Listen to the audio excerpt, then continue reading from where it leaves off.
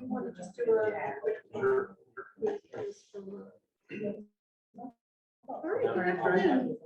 We'll go ahead and get started if y'all don't mind, so we can hopefully have a good productive meeting and get back to the regular meeting just a little while. We'll go around and introduce everybody, if you don't mind, where you're from and what you do, where your facility is. I'm Greg Patterson, I'm the trauma medical director at Archball, and I'll just tell you that we met in this room 2 years ago to kind of hopefully start a level 3, level 4. At that time, it was more of a bitch session, pardon the expression, about why we thought we were excluded and didn't have a voice. And so we wanted to have a voice and do a series of events. We've ultimately gained that voice. So we hope that everyone will speak up and use that voice. We want to, and ultimately have a good productive meeting and ultimately be able to help all actually, if somebody's just sitting down, I'll go to my left here and introduce everybody. I'm Anne-Marie Dixon. I'm a trauma registrar at Archball in Thomasville. I've been there for almost 2 years, but I've worked in the ER for almost 4. So I'm Kelly Vaughn. I'm the trauma program manager. I'm Patrick Cook. I'm the Chief Operating Officer at Oregon Medical Center.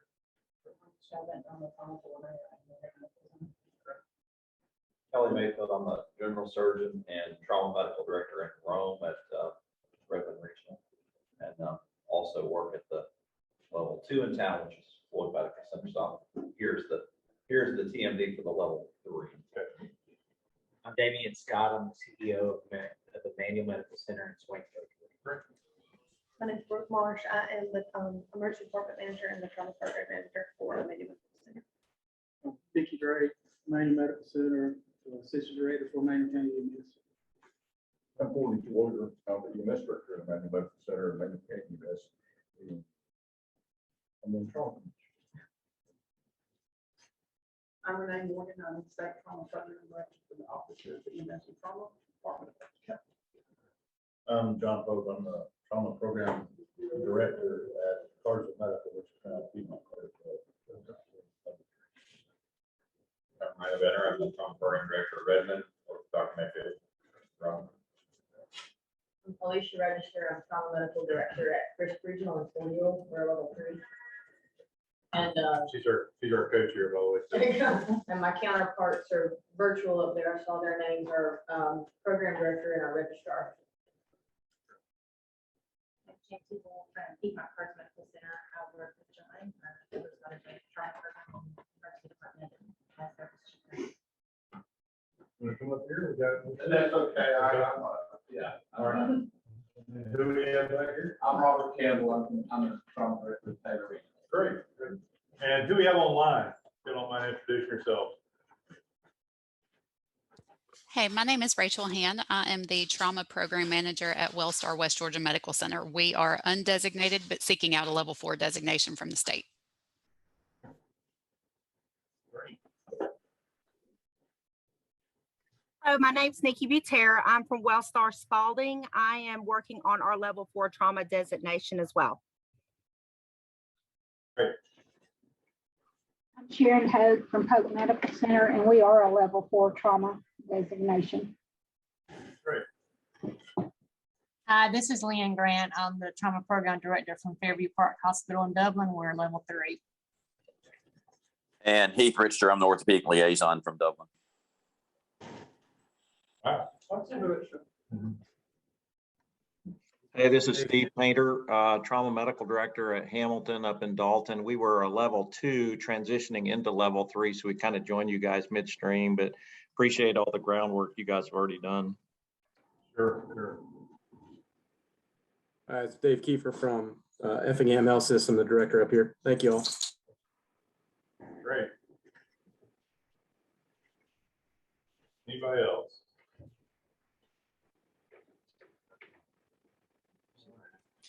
Hey guys, can y'all move the camera down? All we're seeing is ceiling. Yeah. track. Rich, this will be Liz's spot, but she's not here, so I guess I'll sit here. Can you see me? Much better. She's back. Camera. She's back. The owl should pick it up. It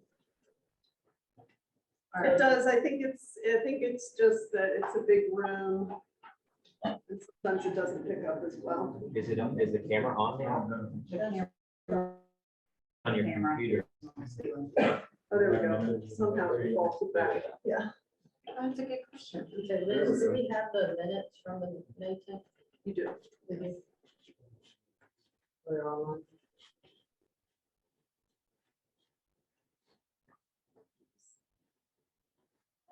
I'm not sure that I sent them to the group, so I'm a terrible admin. So That's okay. No, I can't wait until we get our admin. Minutes, so if we know, Yeah, we can skip over that. We can table that for now. That's fine. That sounds good. Yeah.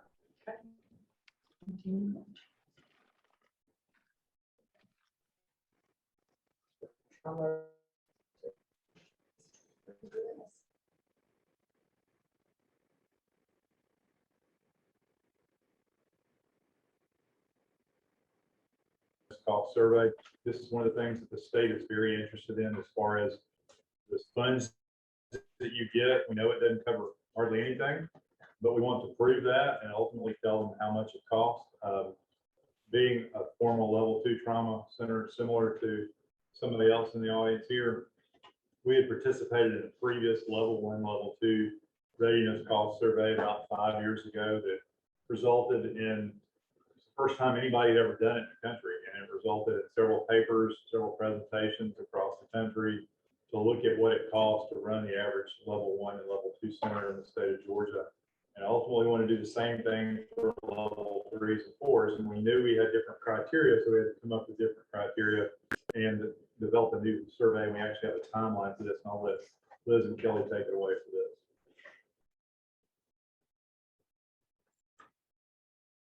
So just some background from this. This survey is very similar to the 1s and 2s, the one that the 1s and 2s did. One thing that Liz and I sat down, we went through the current Orange Book and tried to tie in the criteria deficiencies with each one of these so that when you're working with your administration and you're working with your hospital finance, and they may say, well, why is this important? Why do you need this? You can go to your book and find your deficient, find it in writing, and you can say, this is what it says. In order for us to be a trauma center, it says we have to have X, Y, Z. There's some allocations in here for those of you that may have seen something like this before, and I guess we can start at the top list, but with the 1s and 2s, and I kind of mentioned this in the TQIP report, they don't consider 1s and 2s doing a lot of transfers out. And so when you're doing your 1 and 2 finance or financial survey, we focused on the number of registry patients because most of those patients stay in the hospital. Well, when you're looking at some of these hospital resources like physical therapy, occupational therapy, speech therapy, all of those are on admitted patients. So we had to change our definition for 3s and 4s to only those patients that are staying in your hospital, not patients that are being transferred out when it comes to these types of resources, if that makes sense. Does that make sense to y'all? Yes. So like when you're talking about education for staff or for physicians, that's everybody. And that would be whether you're in a level 1, level 3, it doesn't matter because the requirement may be the same. That was one thing I wanted to point out. I'm trying to remember what else. Well, one of the things that we just need to, and Kelly and I, when she did the bulk of the work really going through this, is that we have to remember is that, certainly as you get down to level 4, the ACS is not very prescriptive for level 4. So that kind of hurts us in a way because you might have things you don't need that cost you money, that provide value and improve care to patients, but it's not required.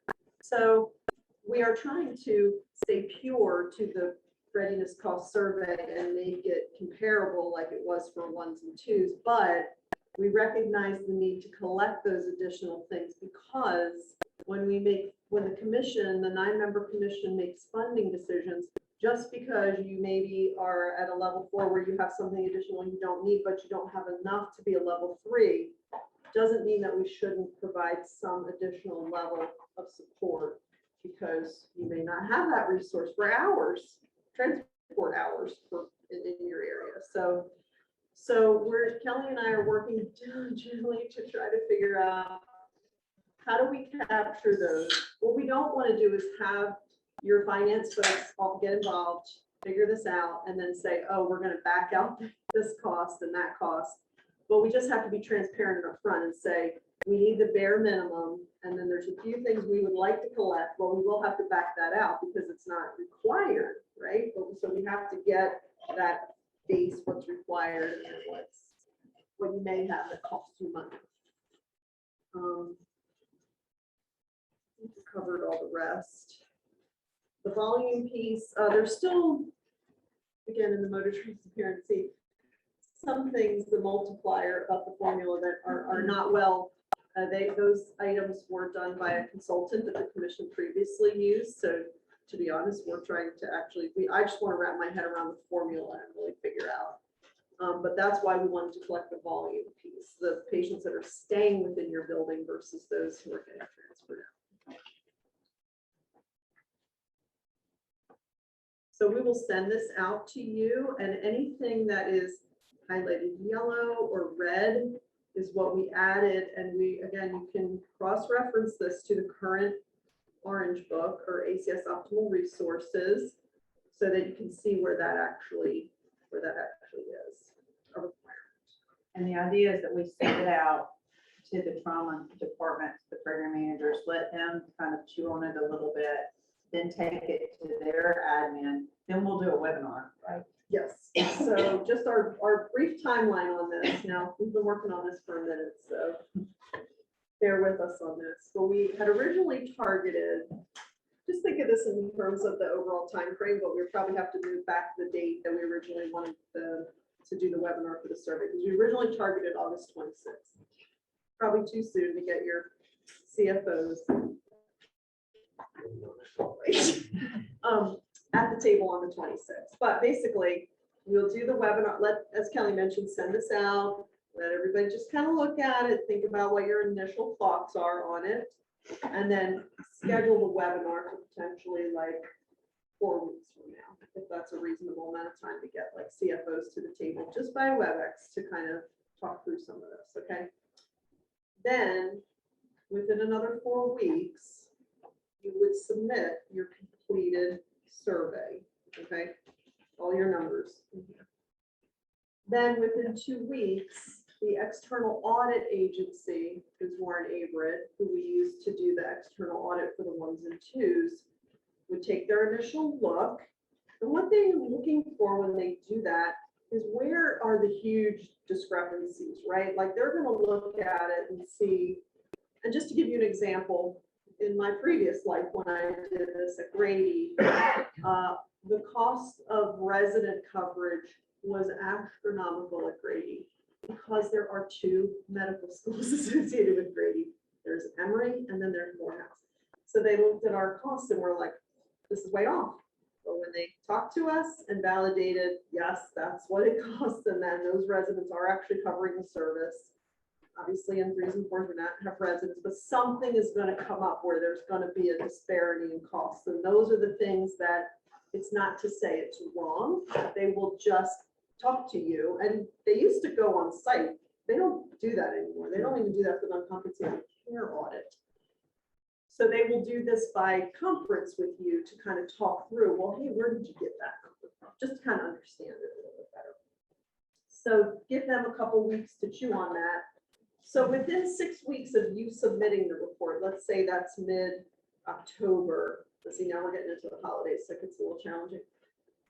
By end November, beginning December, so before, certainly before Christmas, before the end of the year, they would have those meetings scheduled with you to say, hey, let's talk about some of these things. And then they would go back And then within a couple weeks, the whole goal is we'd really love to have this kind of buttoned up before the start of the legislative session in January, because rural is getting so much attention now, and if we can come prepared for what these costs are and compare them, the big message to the legislators with the level 1 and 2 costs was that at the rate that the 1s and 2s get funded at readiness, it's about 10 cents on the dollar for what it actually costs to be ready for a trauma center. We want level 3s and 4s to have, what's your number? What's your X cents on the dollar? What's the bang for your buck? And then that's the springboard to go forward and ask for additional funds, right? Or rework the funding methodology to figure out how do we fund you at the level you need to be funded at. And then a whole other separate piece of this, which we'll have to attack later, because we have a pretty aggressive agenda, is non-compensated care piece, because that's never been included for 3s and 4s. It seems to me, from what I'm hearing from other systems, that level 3s, because there's a surgical requirement there, they typically do get some level of uncompensated care funding. So we'll have to sort that out. But this is the first step.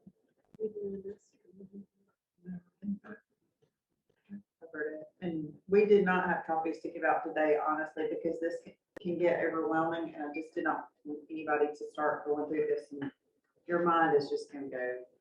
Just get it by email and absorb it a little bit before we move forward. And the good news is we've done this 3 times. We have. Right. So Well, we're so cool. yeah, so the commission developed this, the very first one in back in 2008, because I was on the original when we first started this 13 years ago. But yes, we've done it 3 or 4 times since. But from a 1 and 2, I know it from a 1 and 2 perspective, not a 3. So it'll be a little different.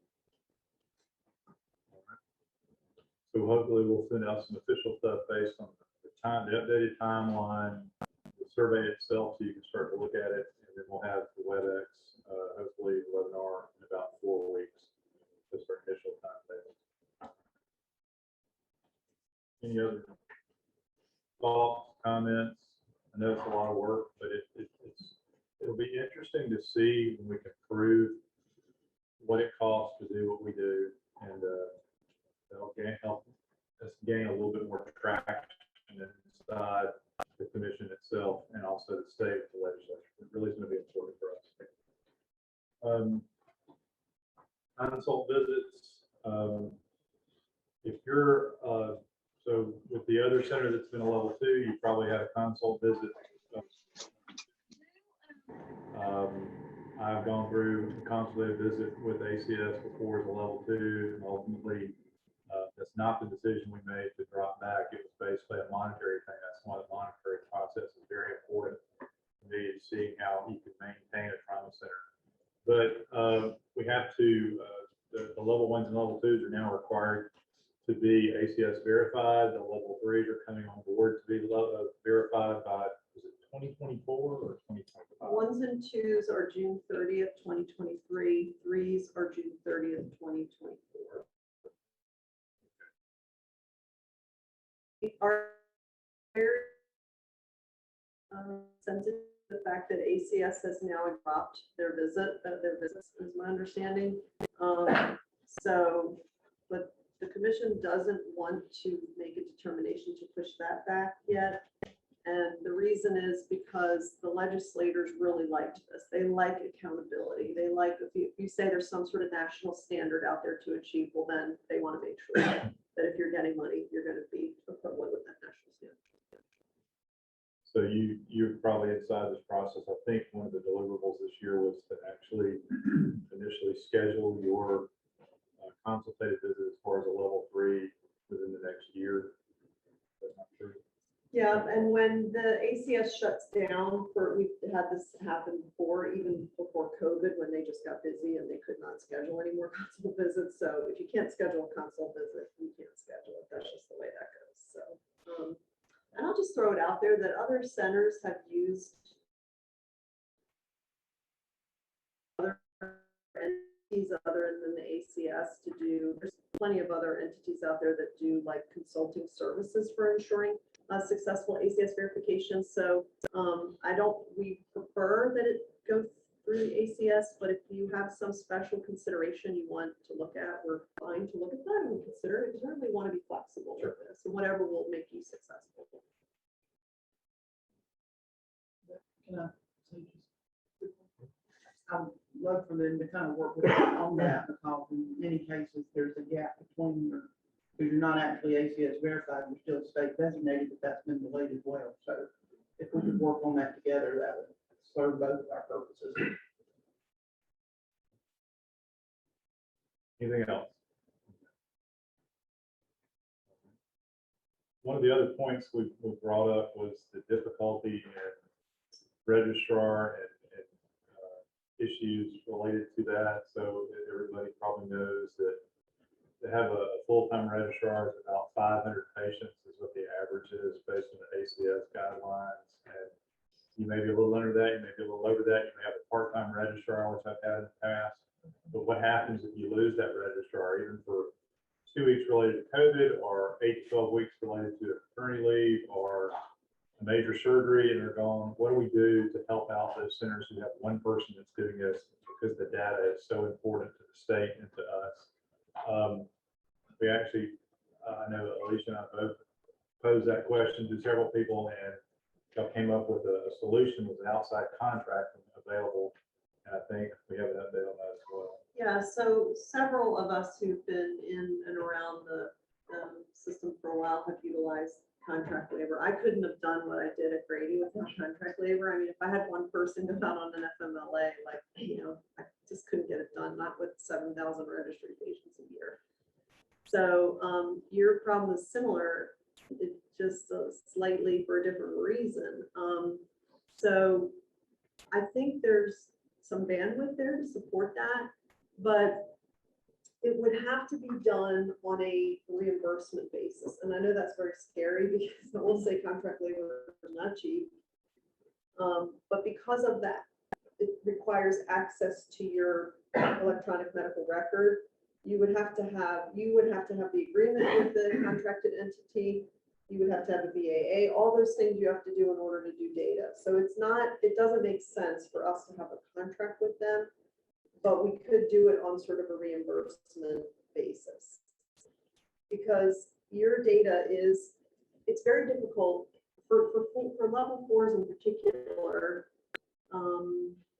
And Courtney and Damien, I don't know if you guys want to speak to this, Patrick, you probably have one person doing your trauma program manager role, your data entry, your PI. Who else is from level 4 that can speak to that? Yeah.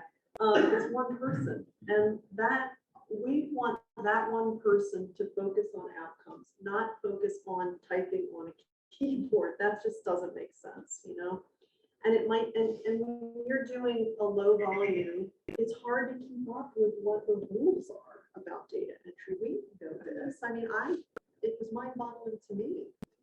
So if we leverage a contracted entity, we could almost use that as an educational resource. And along with Marie from our state, who's got a wealth of knowledge in registry, I think it's kind of the trifecta. It's just the logistics of paying. For me, I can't pay that. The commission can't pay that entity because of the access to your PHI. So there's a couple entities that some of us are familiar with. So in that essence, it would be sort of open market, whatever you felt like was work for your program or whatever. But we'd have to kind of find out if you all agreed that you would use one source, then I would imagine that a good rate could be negotiated. And that person could just sit in their house and be doing nothing but level 4 registry for the entire state, because it's probably roughly the equivalent of maybe 2 FTEs for all the level 4s. Maybe that just depends on the volume. Yeah. I'm not sure what y'all's volume is. How much of a demand is there for have?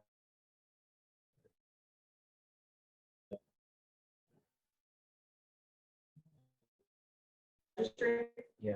One of the biggest I can't pay for the invoices because people haven't been at, because it's the last thing on someone's list when you're really busy is to submit the data. So I haven't counted, in the past, there were about 300 data points per patient.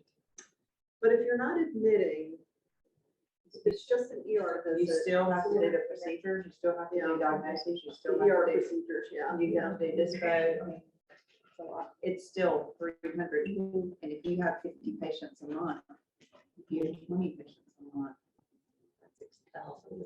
And it's searching in a record. Now, you're right, it's patients, maybe patients that are transferred out, so there's like one portion of the record, you're not going through a 12-day hospital length of stay or a 30-day hospital length of stay, but you're still having to contact. And we need to understand what that work effort is. We need to understand what it's like, so that we could potentially leverage saying, if you sign on with this entity, if everybody is okay with that entity, we could potentially get the best rate. At one time, I was approving invoices annually for $250,000 for a registrar, unheard of, and it was unheard of volume. I mean, I literally outsourced the entire registry for a period of time, just to train people up. The training is the hardest thing. I think once you get good at it, it gets a little faster, but you don't have opportunity to get good if you're having to do so many other, if you're also the ER manager, if you're doing your own PI, if you're trying to you're having to come to meetings, you know. Well, we brought ours back from retirement. And so she actually may be a good, Resurrections are good too. Great, I love that. They are. but she may be a good person to help other people too. I don't know how much capacity she has and wants to do this, but you know, if you have somebody out for a couple of weeks, she would probably be somebody that would be willing, that has the knowledge to do it.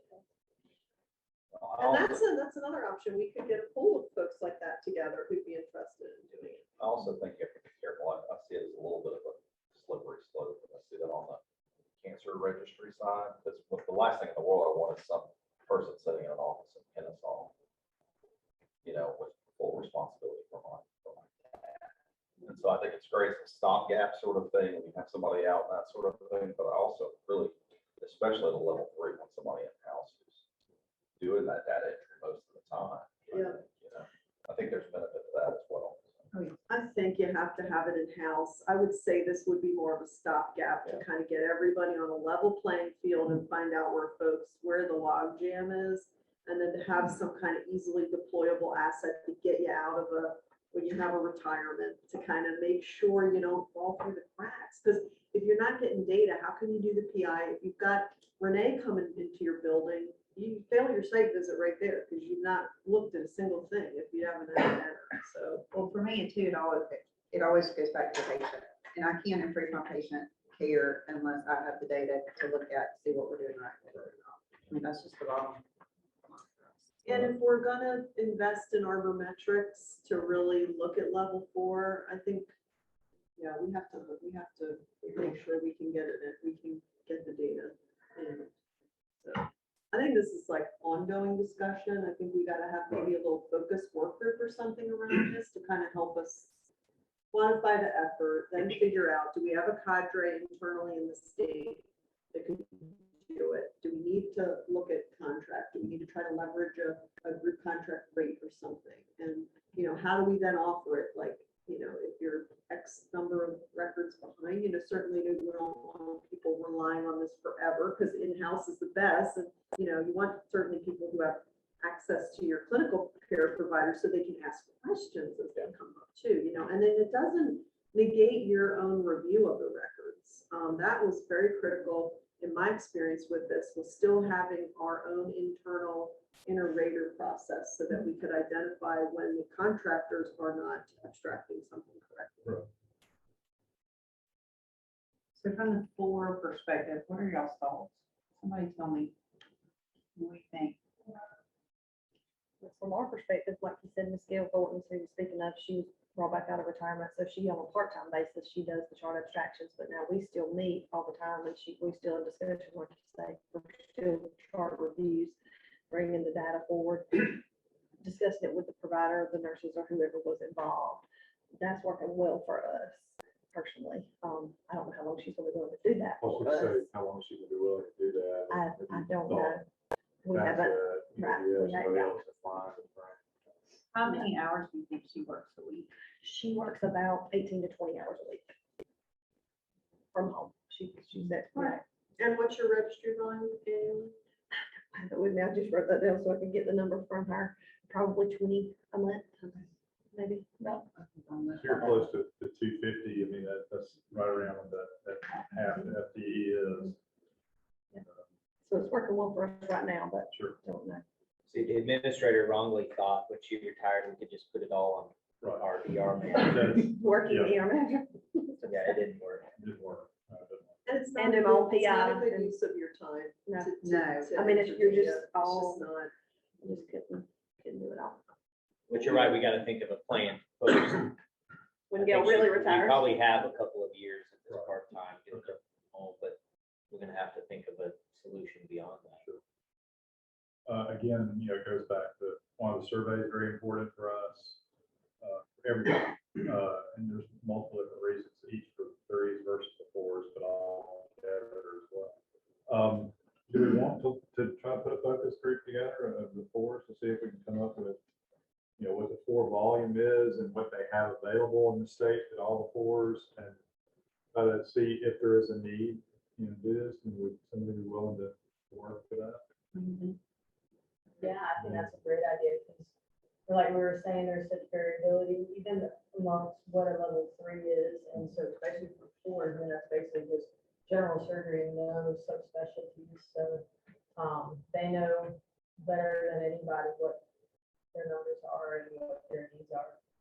So if there's anybody willing to head that up from a 4, kind of represented.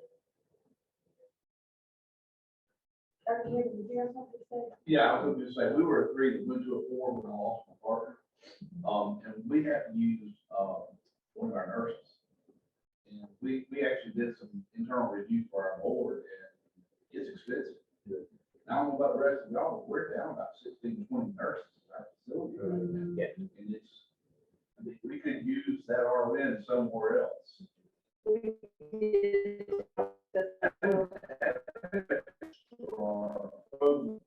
For smaller volume facilities, I think is not a bad idea.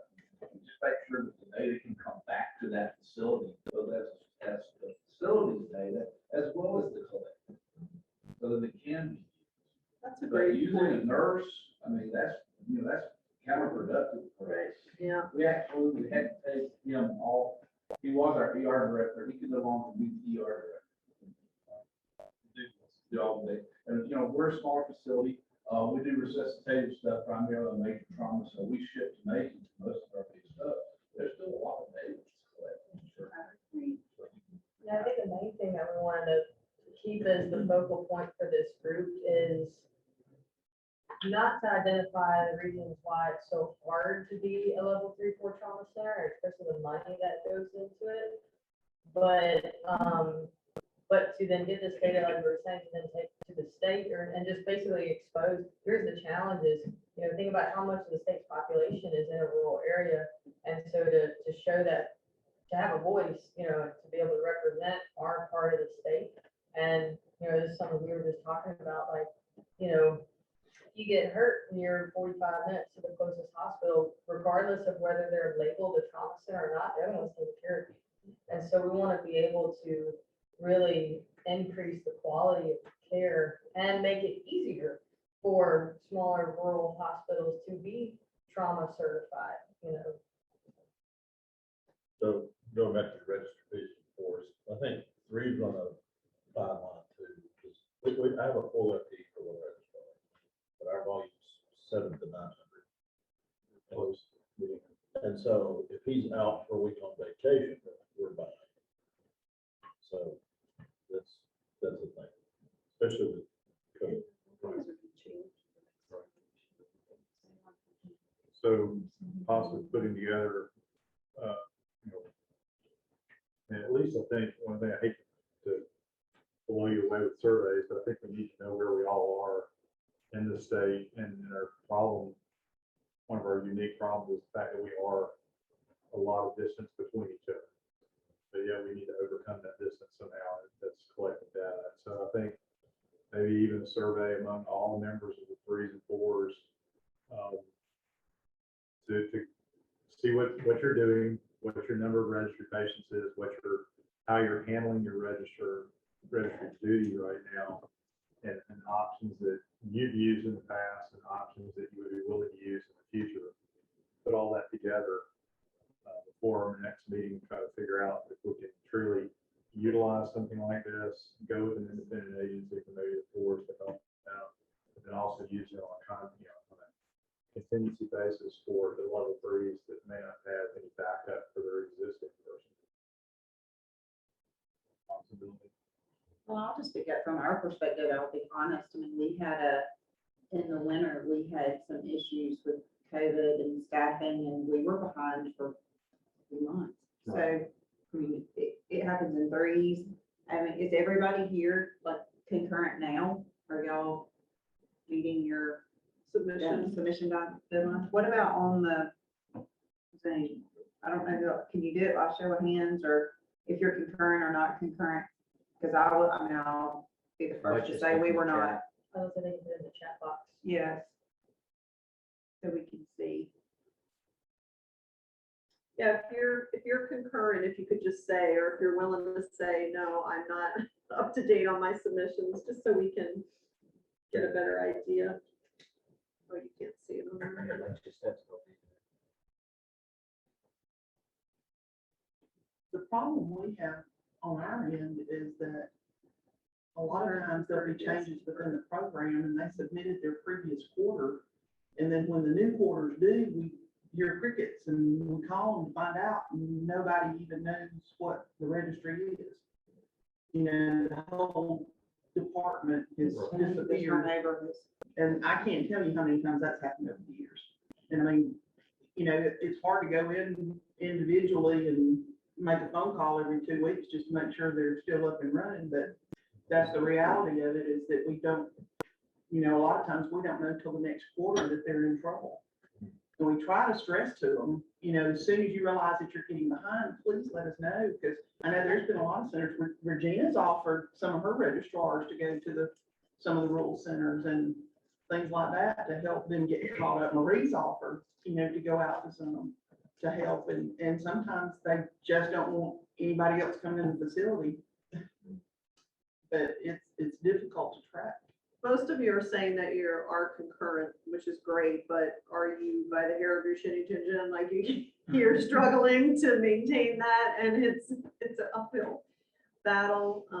Because you know, this might be a non-issue now. We don't want to focus on it if it's really not an issue, but if it's a problem, Currently not an issue for yeah, us, but it's tenuous. Yeah.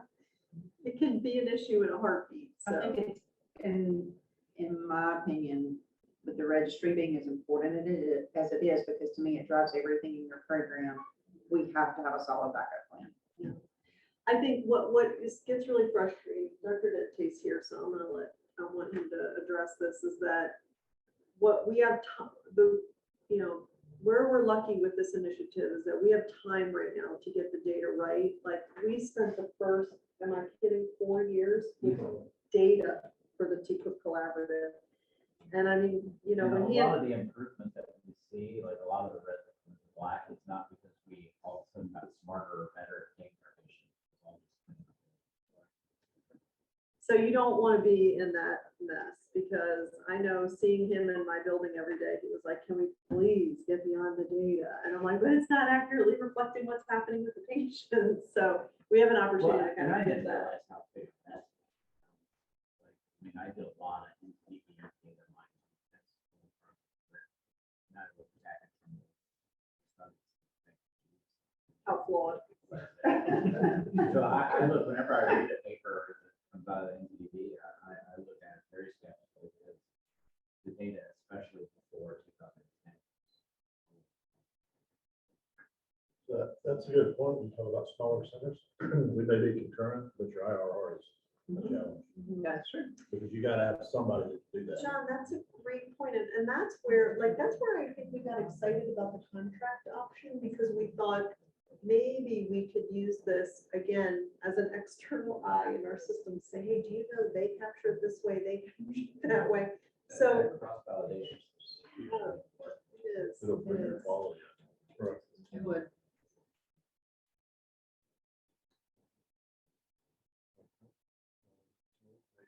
just come up with a survey, see where everybody's at, see what we need to do, see if it's a problem, consider it a problem, we'll go from there. think down the road, we had talked about if there was a website option or like some online option to make data entry easier. So I don't know, Liz or Kelly, if that was something, remember when we had talked about if there was an option to build like a website or some kind of online database? Yeah. So thank you for saying that. Look, we're gonna hit. Like it makes it more standardized and kind of more Yeah. streamlined to enter. Well, the web-based registry, right? Is that what we're talking about? Yeah. So, the vendor ESO is here today. They're actually right outside the big room, so please stop off and see them. They purchased our prior product, Digital Innovations, and it's really just ESO and Image Trend. They're really the only two registries right now on the market. And I think what we need to do is fund that web-based participation, because the other thing you guys don't have bandwidth for is your IT department's constantly doing updates and upgrades to your system, right? You don't need to have that housed on your servers. Let somebody else deal with that. And then once a year, when the updates come down, it's like magic. It's done for you. You don't have to have your IT guy, hand over the keys to the Porsche of your facility to the ESO guy to do the update, because that's what they have to do. They basically have to unlock all the barriers so the ESO guy can go in there and do the updates, and that's just a hassle. So by having the web-based registry, it really streamlines your IT's involvement in that. And then if your registrars are still working in your building, I think most of them are working remotely now, the access is seamless. Because for those of you who, some folks use Citrix server to access from the outside, or do you have some server? Yeah. If you have to log into Citrix to get to Epic or whatever your EMR is, and then you also have to log into Citrix to get to your registry, that is like a doomsday scenario. It is going to be, John, is that what's happening? It's so slow. You cannot get it to, and then you're going to lose your whole record before you even save it. Web-based registry knocks all that out. So we need to get a cost, and we need to add that into your registry funding for FY23. Would that help also if it's so everybody's using the same platform, the same web-based registry? It seems like that would help when you had to use this contracting registry service, that it's all the same. So it's like no matter what facility you're at, it looks the same to that person. Yeah, yes. And it is. I mean, literally from the end user experience, it doesn't look any different. Just the way you get to it looks a little bit different. Yeah. What's the story between ESO and Image Trend talking to each other? Because, we all went the eye. Yeah. And now you got Image Trend out there and trying to get reporting and talking to each other. We do all try to do it. Right. You'll be able to, Renee, you may want to address this because the state's going Image Trend, and they, and through what's going on with cardiac and whatever, they're offering a free registry, but it doesn't include all the same components that are included in your ESO registry right now. That's the biggest misconception. It does, because it doesn't include the PI module is the biggest thing. So, you just have to be careful when, if you're interested in that. Now, what the commission is probably going to do is say that if you want to continue to receive funding, whether you're in the current contracted funding scheme or you get one-time funding, that you're going to have to stay on ESO. Because as Gina's work with Arbormetrics, Gina is going to get access to the ESO central site, because we don't want you to submit data directly to Arbormetrics, because we want to make sure, again, that we're not submitting dirty data to Arbormetrics, because it doesn't behoove us to pay $1.3 million to have terrible data that's not reflective. So we have to do some sort of, like, not cleaning and sending data on your behalf, but calling you and say, John, it looks like this patient that was intubated, for 60 days, never had a pneumonia, never had what's up with this? Like, we want to have some filter or some, what's the word? Not on the filter, but kind of like that. That validation tools. Yeah, that kind of tells us that there may be an issue with this. We want to get it down to the point where if you have a patient who has a subdural or epidural and they go to the OR like more than 12 hours after arrival, you have to validate that. You could validate it by saying their bleed wasn't that big and their GCS was fine and it was okay. Or, oh, we're gonna go look at that and see, you know, we want to get that granular. Sorry, that was. Well, just to answer the industry thing, we developed the data set for Imagetrend. They didn't develop it. So we developed it from our data set and our data dictionary and all of that stuff. So other than some of the report writer stuff and things like that that goes into the ESO product, of course, the final button hadn't been hit, but just in some of the brief things, there should be an easy transition, and all you'll do is upload the same way you've been doing it. Will convert on our end. There is a web-based version of the Imagetrend product for centers, and it is free from the state. And we've got 2 hospitals running on pilot for it right now. And so far, we haven't had any problem. We're still in that infancy stage, but you know, yes, it was kind of a strange occurrence to change at the state level for that, but you know, I'll be honest, we went through a lot of growing pains with it. But the truth is there's states that use multiple registries and they make it work. So I think, you know, right now, considering those are the 2 primary products for registry, I think we're a little bit better than most, but we have samples of what the Imagetrend product will be. Like I said, we have 2 centers that are now piloting it. Another third one's probably going to come on at the end of September.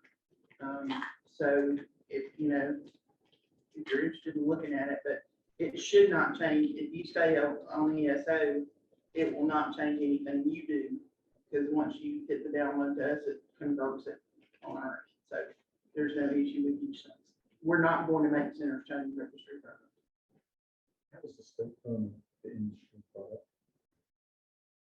That's one of my favorite. This is one of the secrets. Yes, yes. But yes, it's the commission.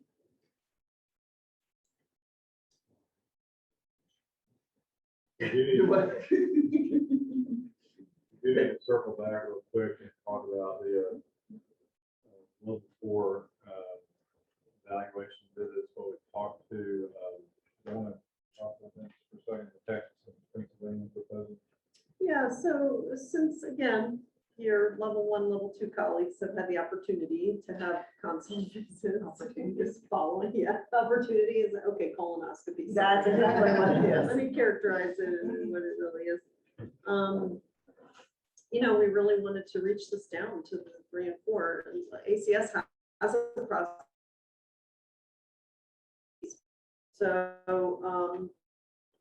we reached out to a couple of systems that we know are fairly mature in this area, Texas and Pennsylvania, and asked them, you know, if you guys put teams together to come down and just give us that external review, kind of equivalent to the ACS piece, but for level 4, since that option doesn't exist for ACS for level 4s, what would it cost for all the level 4s? So we got 2 options. One was 140,000 and the other was 100,000. And given that they were so close, obvious the $100,000 wins. But we, in getting to know both of them, and I'm familiar with the Pennsylvania system already because I lived in Pennsylvania for a long time and worked at Pennsylvania trauma centers. But our colleagues in Texas, well, both states really, they have additional criteria on top of what's in the ACS. Because again, I think the ACS really just doesn't know what needs to happen in level 4. So they largely kind of ignore that. So,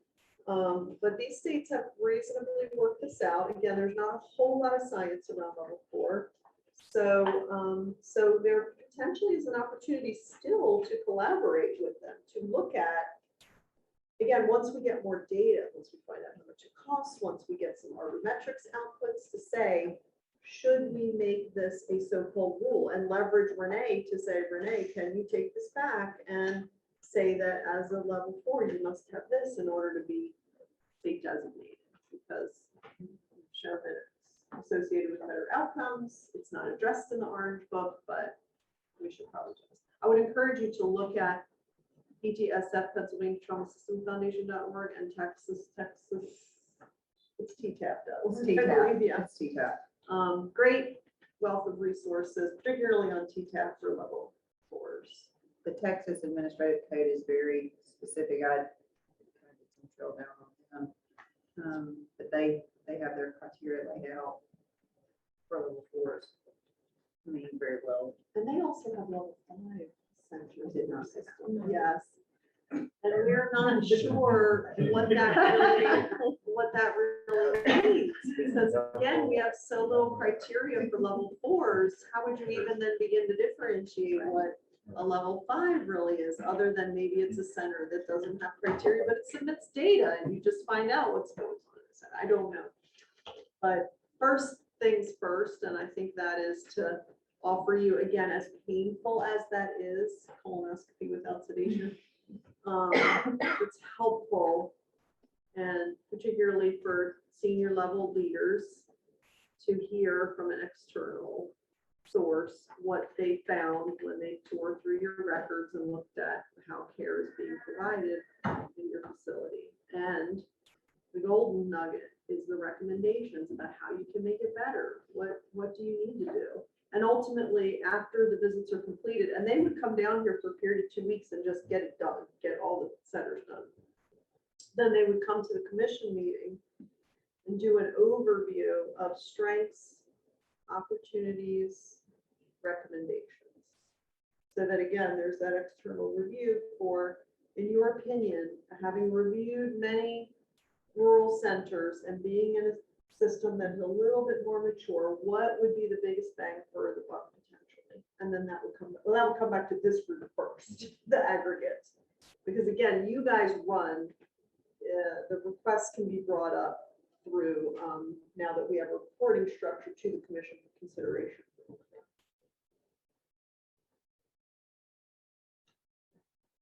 Anything else? Any comments?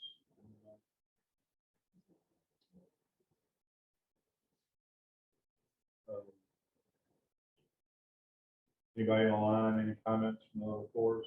Or just type it in if you don't want to speak up. I think the audio hasn't been the greatest from what I hear. I had a message that it was I didn't realize I'm actually on my Fi device, not on the hotel internet, but I did get a message that said that the Wi-Fi connection was unstable. So that might have been it. Are you all able to hear now?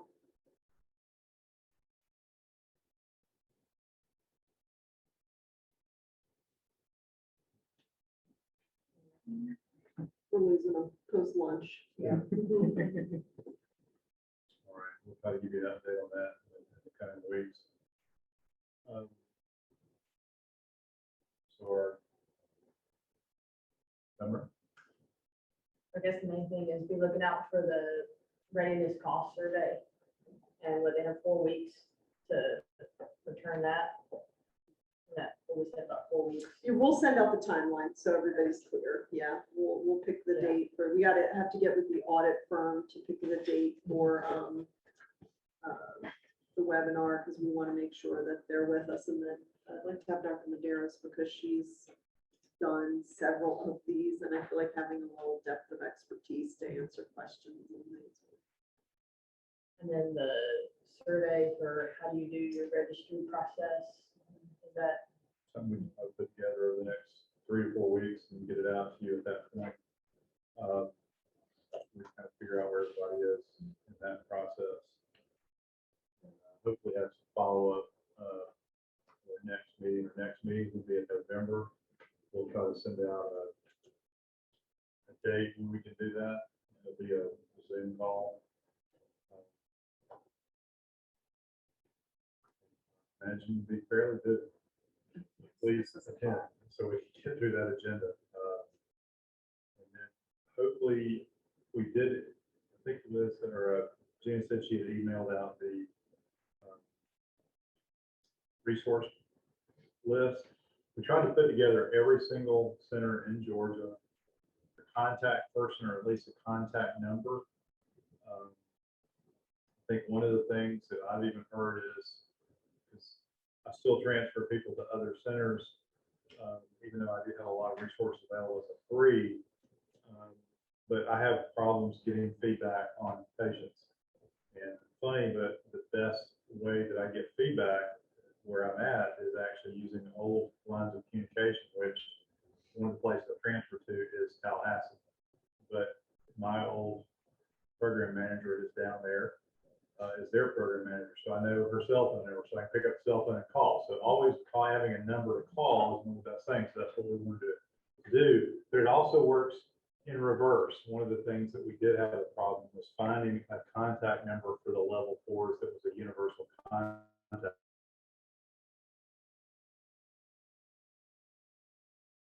For, you to get in touch and then you call directly to the call center. But if we need to get in touch, if somebody needs to get in touch with a level 4 to give us feedback on something, we need someone that they can call that we know that data can get put into the system. So that's one thing we were asking. If anything changes, we can update this on a quarterly to semi-annual basis. It would also be nice to have an app for that at some point to also show what the state is doing as far as projects and things, work groups that you may be able to participate in, the AKI group, the OSU group, et cetera. And then contact directly to the people on the commission too. So if we can build up the system, we can have a universal kind of living document phone list and contact list is what we were looking for. I think that's the problem across the state. It is. I talked to, and we get some like my saying, we don't send adequate records to the level 1s we're transfer. Right. So we try to work on that. And there's some issues with that. I still believe they use, Virginia has a big pit out in the backyard that they throw our records into. The record boneyard. I've got some pine trees and I appreciate all the work that you.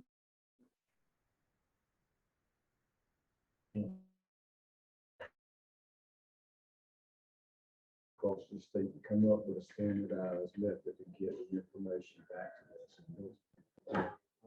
Gail, who does it for us, spends a lot of her time trying to track down records, and some of the hospitals are good, but and some of them aren't. That's something you could. One thing that we were downstairs last night and the ESA guy was there. And so one thing we were talking about with him is depending on EMS and what software they use.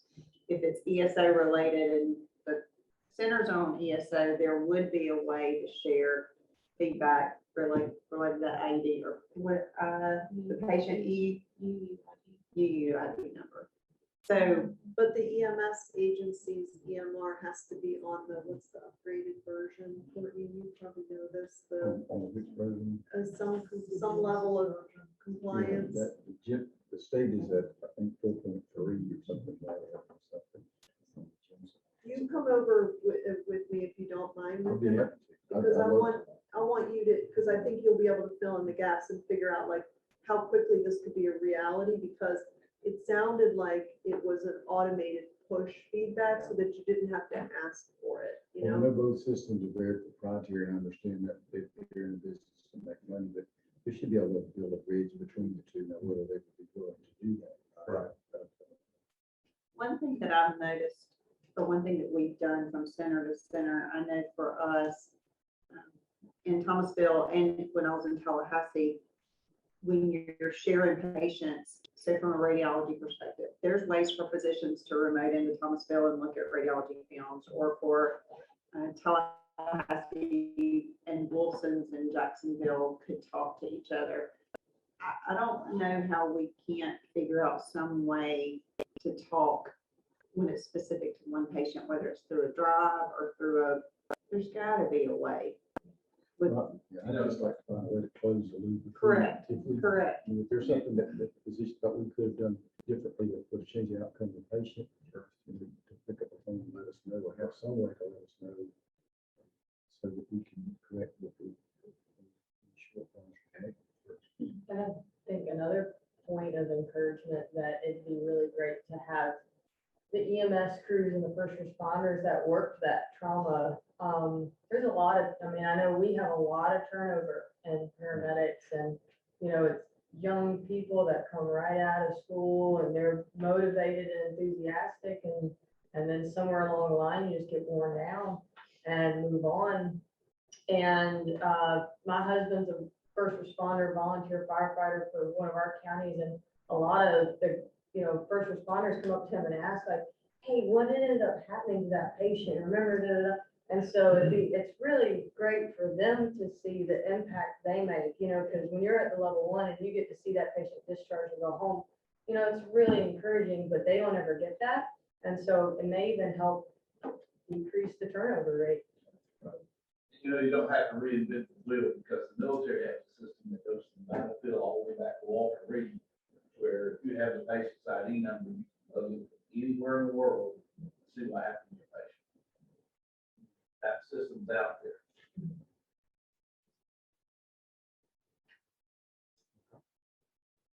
I'm chuckling because that's in that with our electronic medical record. There are pros and cons to having a monopolized system, right? So that's the one thing. Anything else? Any other additional comments or anything? I do appreciate everybody's attention, giving up your lunch to work with this. We actually, I think, I'm safe to say this, we've actually taken this from the work group over the last couple of months, but we actually now are an official subcommittee of the trauma commission. And so we actually have to give official reports, and it's very nice to have a couple of trauma commission members in the room. It was nice having Dr. Dente here as well. I mean, I think, you know, I heard a crazy joke. I have a daughter who's a lawyer. She's moving to a new job in Atlanta, but 80% of the attorneys live in the Beltway of Atlanta. Or 20% live in the rural areas. Well, 50% of the population lives outside the perimeter, and 50% lives inside. And so we're trying to give that 50% that lives away from, you know, the metropolitan areas a little bit more of a voice, because we have unique problems that they don't deal with, and they have unique problems that we don't deal with. The only way we can do this is bring it to light, to communicate with each other, and try the best system for Georgia. So thank y'all very much. We'll see you for the rest of the meeting.